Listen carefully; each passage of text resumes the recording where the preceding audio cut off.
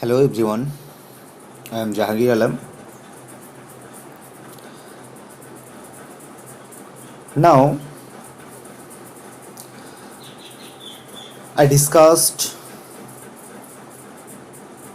last class I discussed about the Mungli among the wolves part 1 unit 1. In that class we have completed the unit 1 line by line explanation and the meanings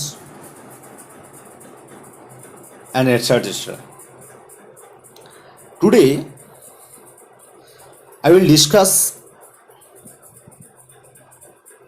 the activity portion, activity 1, activity 2 or activity 3.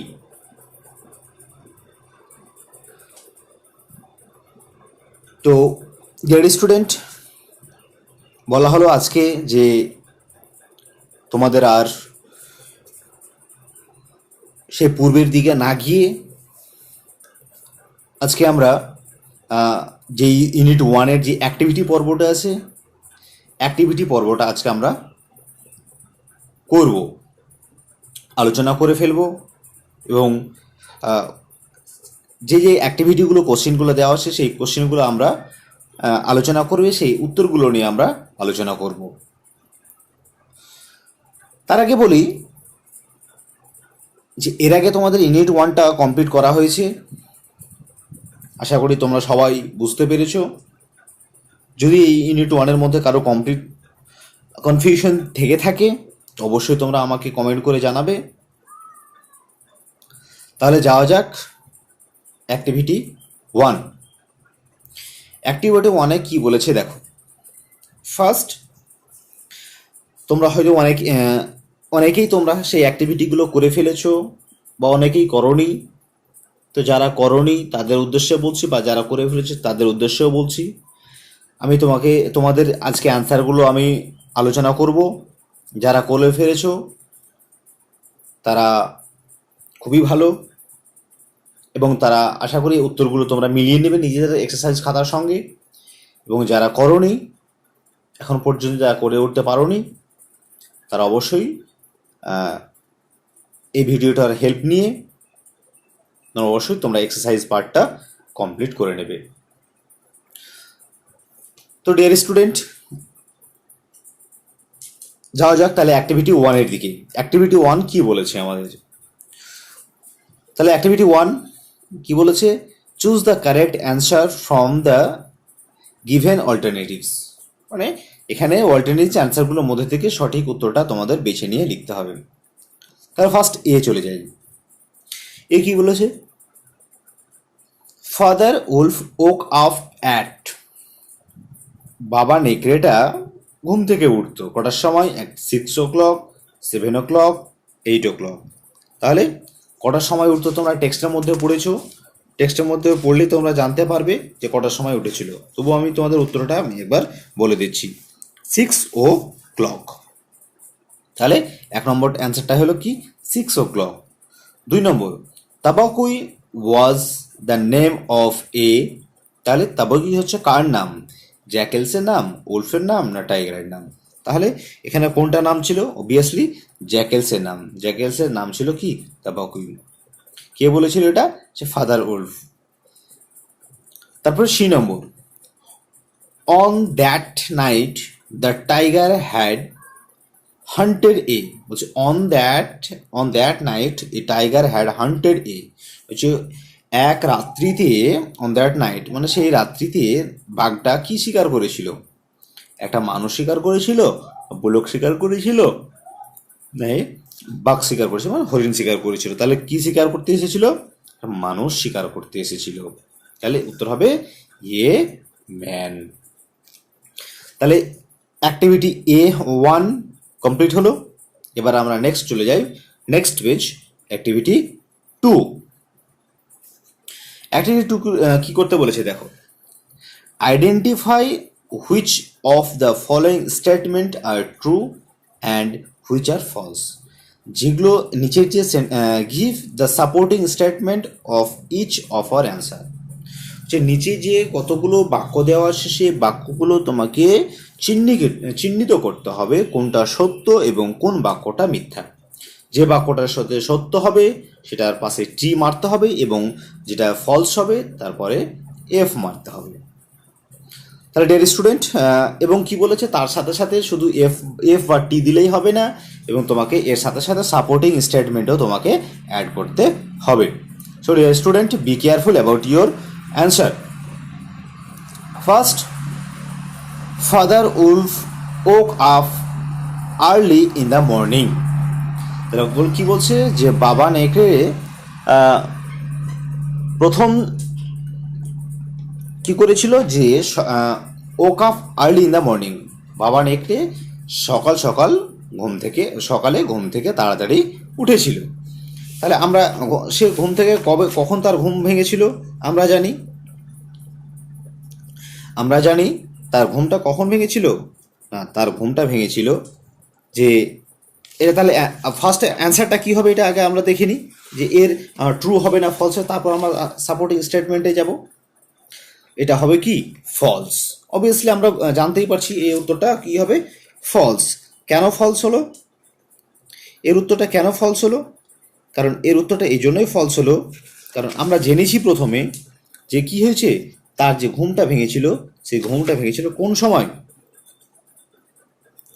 তার সেন্টেন্সটার বা তোমাদের এই প্যাসেজটা, সেই প্যাসেজটার পূর্ব মুহূর্তে তোমরা দেখবে সেখানে একটা সেন্টেন্স লেখা ছিল ফাদার উলফ ওক আপ, হ্যাঁ, ইন হিজ ডেজ রেস্ট বলে এরকম একটা কথা ছিল। তাহলে তার দিনের নিদ্রার শেষে, তাহলে দিনের নিদ্রার শেষে আর মর্নিং তাহলে একদম ভিন্ন কথা, তার জন্য এটা হয়ে গেল কি ফলস। সাপোর্টিং সিস্টেমে সেই লাইনটা তোমরা অ্যাড করে দেবে। এবার বি নম্বর চলে যাও। বি নম্বরে কি বলেছে, Indian wolves did not like jackals for their mischievous nature. তাহলে Indian wolves do not like jackals for their mischievous nature, এরকম প্রকৃতির ইন্ডিয়ান যে নেকড়েরা আছে, ইন্ডিয়ান নেকড়েরা জ্যাকেলস এরকম আচরণটা একেবারেই পছন্দ করে না, এরকম প্রকৃতির আচরণটা একদমই পছন্দ করে না। তাহলে এটা কি হবে, ট্রু হবে না ফলস হবে? তাহলে এটা অবভিয়াসলি কি হবে, ট্রু হবে, কারণ তারা পছন্দ করতোই না, তার জন্য তো সেই ফাদার উলফটা সেই রকম একটা তর্ক বিতর্কে জড়িয়ে পড়েছিল। হ্যাঁ, তাহলে সাপোর্টিং, যেহেতু ফলস হবে তাহলে সাপোর্টিং স্টেটমেন্ট কোনটা দেবো? না, সাপোর্ট স্টেটমেন্টটা হিসাবে আমাদের দিতে হবে the owls of India despise Tabaqui because he runs about making mischief. এই পর্যন্ত যদি তোমরা লাইনটা যদি তোমরা টুকে দাও তাহলে তোমাদের সাপোর্টিং স্টেটমেন্টটা হয়ে যাবে। তারপরে আমরা চলে যাই activity C. Tabaqui did not find any food at the wolves' den. Tabaqui did not find, Tabaqui খুঁজে পায়নি এনি ফুড, কোনো খাবার, অ্যাট দ্য wolves' den, সেই নেকড়েদের কোথায়, গুহায়। তোমরা বুঝতে পারছো উত্তরটা কি হতে যাচ্ছে তাহলে, কারণ উত্তরটা এখানে কি হয়ে পুরোপুরি মিথ্যে, অর্থাৎ এরপরে হবে কি তাহলে ফলস। কেন ফলস হবে? কারণ তাবাকুই তার সেই গুহার মধ্যে গিয়ে তারা সেই মাংস লাগানো হাড়গুলো সে কড়কড় করে খেয়েছিল, এই তার প্রমাণ দেয় যে সে এখানে খাবারটা পেয়েছিল। তাহলে অ্যান্সার আমাদের সাপোর্টিং স্টেটমেন্ট হিসাবে আমাদের কোনটা সেন্টেন্স দিতে হবে? দেখো যে একটা সেন্টেন্স তোমরা সেই টেক্সটের মধ্যে এরকম একটা লাইন খুঁজে পাবে, he scuttled to the back of the caves where he found the bone of a buck with some meat on it, এরকম একটা লাইন পাবে। সেই লাইনটাই প্রমাণ দেবে তোমাকে যে এটা হচ্ছে কি মিথ্যে কথা। তাহলে উত্তরটা ফলসের পিছনে আমরা সেটা একটা প্রুফ পেয়ে গেলাম। এবার D, the old family was not at all pleased to hear the compliment. তাহলে কি বলছে, দ্য ওল্ড ফ্যামিলি, সেই কাদের, উলফদের পরিবারটা, ওয়াজ নট অ্যাট অল প্লিজড, কোনো সময় মুগ্ধ ছিল না, টু হেয়ার দ্য কমপ্লিমেন্ট, এরকম কমপ্লিমেন্ট শোনার জন্য। হ্যাঁ, তাহলে উত্তরটা কি হবে? তাহলে উত্তরটা চলে যাও তোমরা, উত্তরটা দেখবে তোমরা, ভাবনা মিনিংটা একটু ভালো করে বুঝে দেখো যে উত্তরটা হচ্ছে কি সঠিক, অর্থাৎ ট্রু হবে। ট্রু এর পিছনে তাহলে আমরা সাপোর্টিং স্টেটমেন্ট হিসেবে আমরা কোনটা দেব?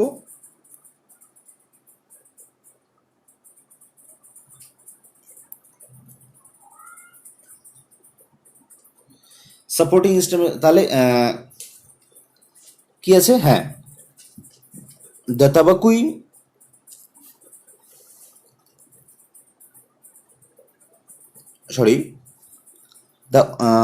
the old family was not at all pleased to hear the compliments. তাহলে এটা সাপোর্টিং স্টেটমেন্টে চলে যাবে, it pleased him to see mother and father of look uncomfortable. এই লাইনটা যদি তোমরা টুকে দাও তাহলেই মোটামুটি তোমাদের সাপোর্টিং স্টেটমেন্টটা এখানে হয়ে যাবে।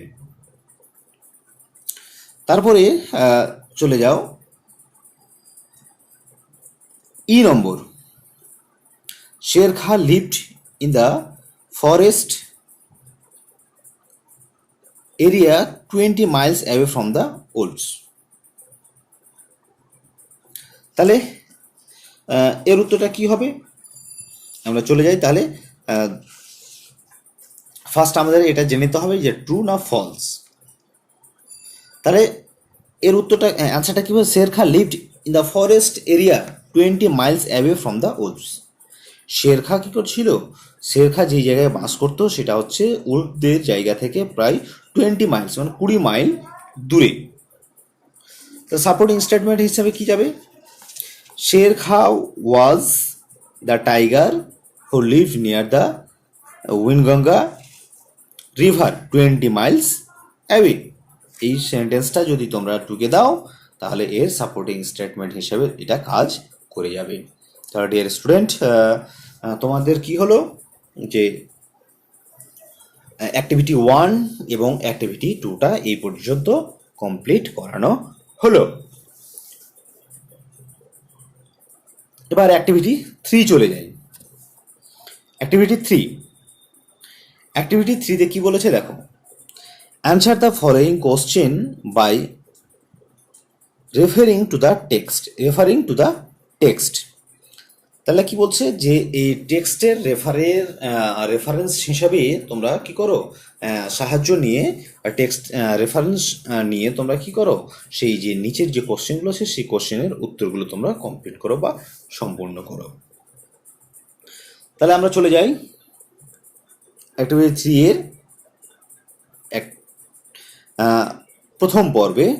কোশ্চেন নাম্বার হচ্ছে এ। কোশ্চেন নম্বর এতে কি বলেছে? How did father wolf came out of sleepiness. তাহলে ফার্স্ট কোশ্চেন কি বলেছে? তাহলে ফার্স্ট কোশ্চেন আগে আমাদেরকে কোশ্চেনের মিনিংটা আগে আমাদেরকে বুঝে নিতে হবে। How did father wolf came out of his sleepiness, কিভাবে সেই বাবা নেকড়ে তার ঘুম থেকে উঠেছিল, কিভাবে? তাহলে কিভাবে ঘুম থেকে উঠেছিল আমরা প্যাসেজের মধ্যে পড়েছি, জেনেছি। তাহলে অ্যান্সারটা কি রকম হবে?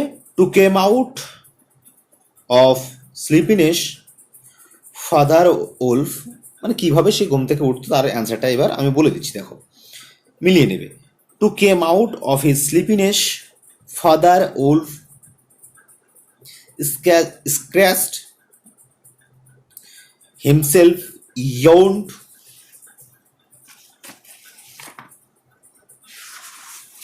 তারপরে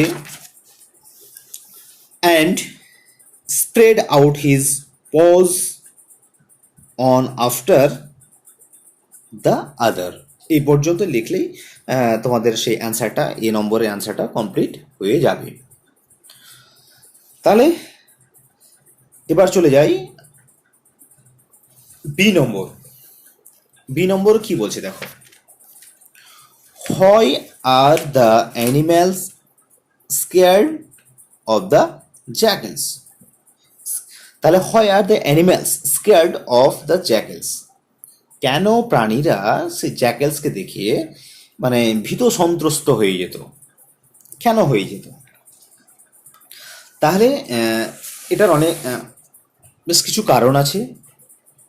এর কারণ এই অ্যান্সারটা একটু বড়ই হয়ে যাবে। তোমরা দেখো আমি অ্যান্সারটা বলছি।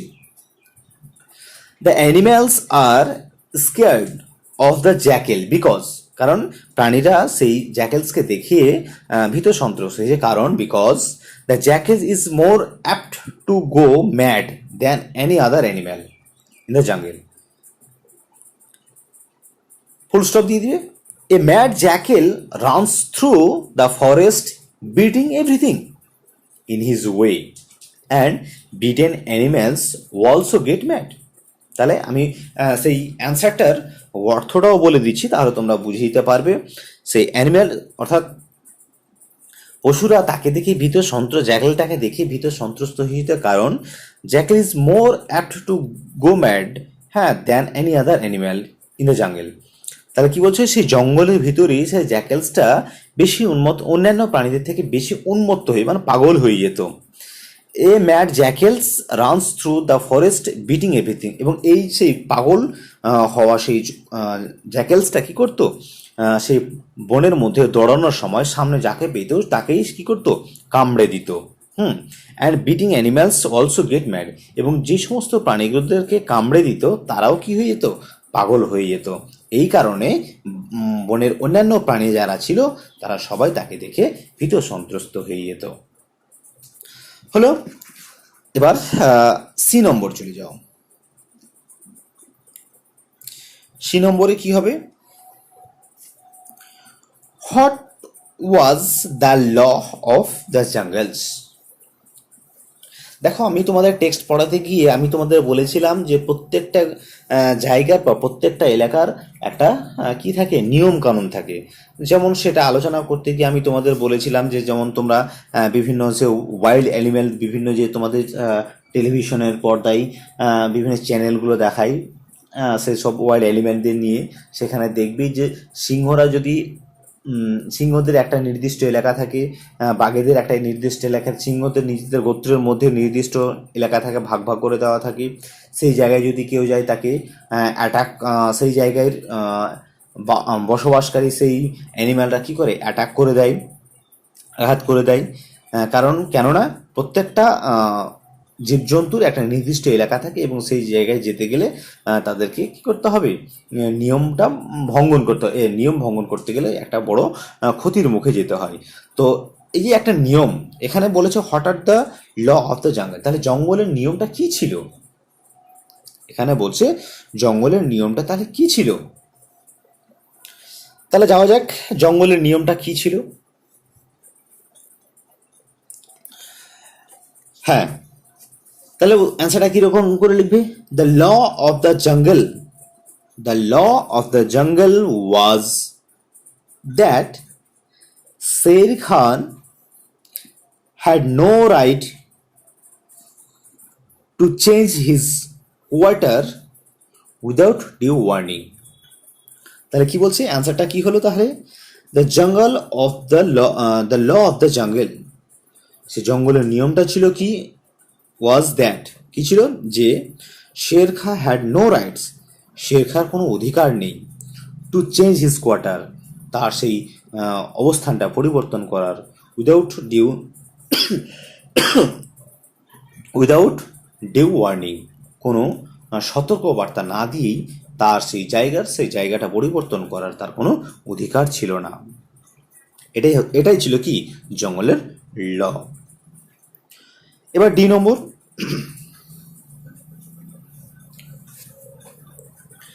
ডি নম্বর কি বলছে,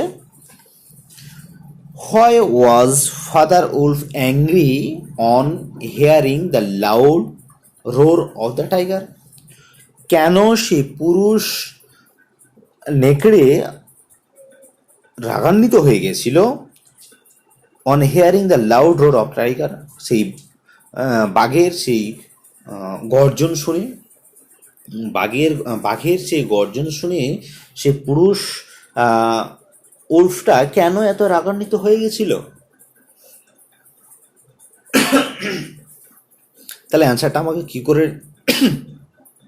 লিখতে হবে? দেখো, ফার্স্ট কি করবে, তাহলে the father wolf angered on hearing the loud roar of the tiger, because মানে কি বললো, যে ফাদার নেকড়েটা সেই বাঘের সেই গর্জন ধ্বনি শুনে রেগে গিয়েছিল, বিকজ কারণ such a noisy roar was not helpful for hunting a buck,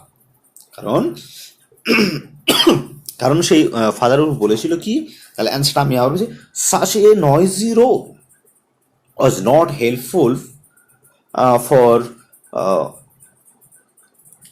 for hunting a buck. অর্থটা হচ্ছে কি, এই জন্য রাগান্বিত হওয়ার কারণটা হচ্ছে যে এইরকম সেই ঘনঘনে আওয়াজে সে একটা হরিণ শিকার করার একেবারেই উপযুক্ত নয়। কেন উপযুক্ত নয়?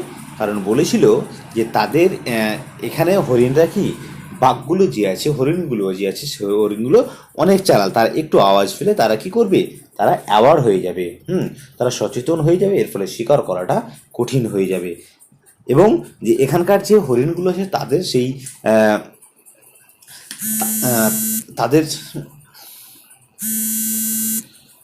তাদের যে সীমা আছে, সেই সীমাটা এক কথায় যে ওয়েনগঙ্গার রিভার আছে, সেই ওয়েনগঙ্গার রিভারের যে এলাকাটা ছিল, সেই এলাকায় যে মোটা মোটা মোষগুলো ছিল, সেই মোটা মোটা মোষগুলো মতো নয় যে তারা একটু আওয়াজ না পেলে তারা যেন চলে যাবে। অতএব এখানকার হরিণরা সেই দিক থেকে অনেকটা অ্যাওয়ার্ড ছিল, যাতে তারা সেই দিক থেকে অনেকটা সচেতন ছিল, এবং তার জন্য বলেছিল এখানে হরিণ শিকার করাটা এতটাই হোলফুল নয়, যদি if he make such a noisy sound. Okay dear student, এইটি হচ্ছে তোমাদের আজকের ডিসকাশন হলো। তোমরা সবাই বি অ্যাক্টিভিটি 1, অ্যাক্টিভিটি 2, অ্যাক্টিভিটি 3 তোমরা বাড়িতে করবে, এবং তোমরা আমি যেরকমভাবে তোমাদেরকে বলে দিলাম, অ্যান্সারগুলো বুঝিয়ে দিলাম, সেই রকমভাবেই তোমরা সেই বাড়ির যে কাজটা, সেই কাজটা করবে এবং আমাকে দেখাবে। তো আরেকটা কথা বলি, যদি আমার তোমাদের হোম টাস্ক দেখতে যদি একটু দেরি হয়, তাহলে তোমরা কোনো চাপ নিও না, কারণ আমার একটু নেটওয়ার্কের প্রবলেমের কারণেই হয়তো একটু দেরি হয়ে যাচ্ছে।